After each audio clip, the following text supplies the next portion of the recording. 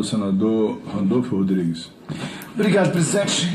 De imediato, meus cumprimentos ao general Flávio, ao general Anísio, que tenho certeza honrarão o Superior Tribunal Militar e o Exército Brasileiro.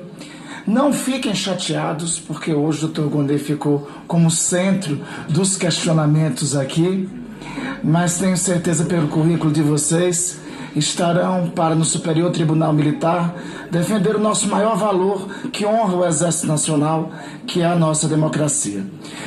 General Anísio, eu vou lamentar só uma coisa: nós não vamos poder discorrer um pouco sobre a gloriosa história do Exército, começada em Guararapes, e sobre a sua tradição, como discorremos em outro momento. Aliás, antes de cumprimentar o Dr. Gonê, talvez, generais, se tivesse que fazer uma pergunta, faria a seguinte, generais.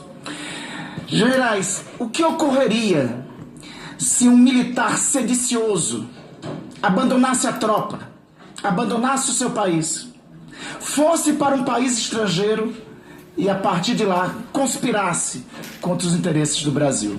Talvez fosse essa a pergunta a ser feita para, do ponto de vista do direito militar, do Código Penal Militar, saber qual é a punição nesse caso. Doutor Gonê, quero iniciar, eu acho que citando Brecht ao senhor. Tristes tempos estes, meus caros, em que temos que dizer o óbvio. Porque Vossa Sabatina se tornou um debate sobre as obviedades. Tristes tempos de negacionismos estes.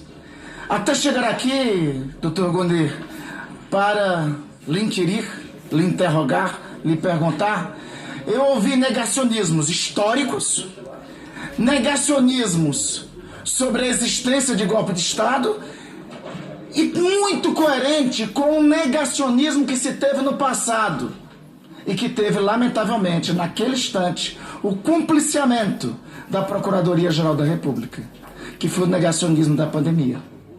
Esse último negacionismo levou a pena de morte a 700 mil brasileiros.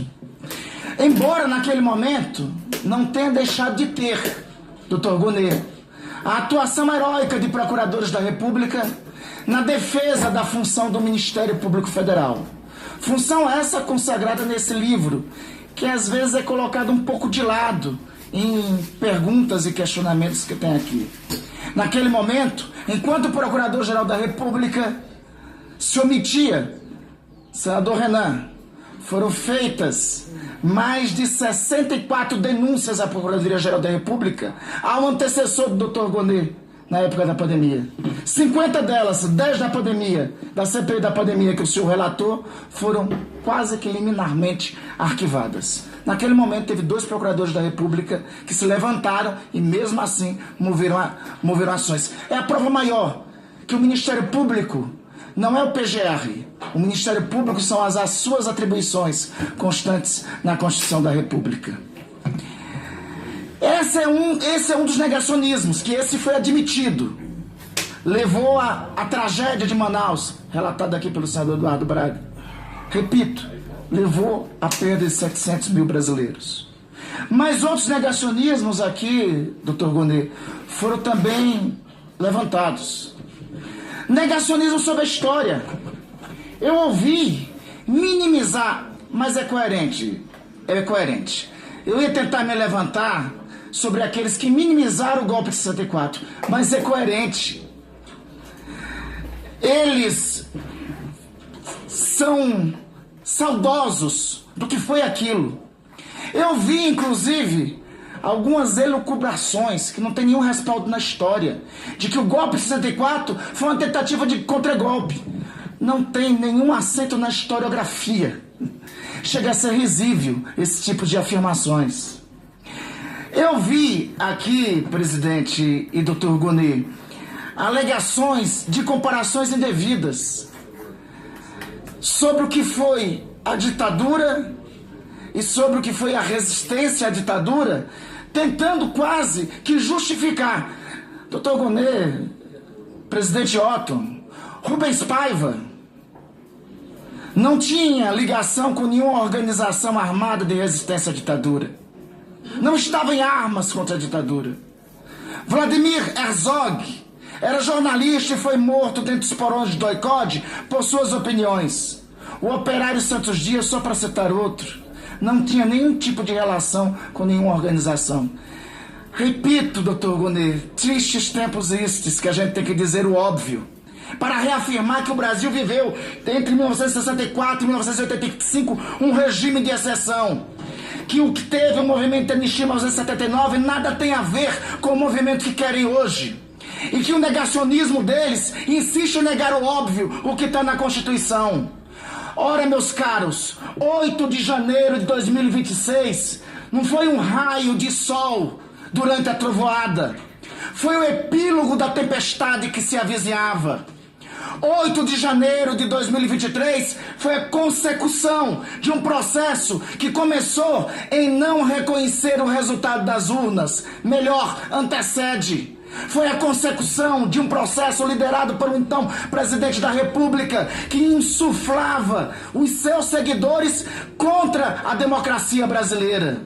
Foi um processo que teve como escalas, por exemplo, o 7 de setembro de 2021, quando transformaram o que deve ser razão de regozijo e orgulho para nós generais no Dia da Pátria, transformaram num dia de um partido político de uma oposição para tentar contra a democracia.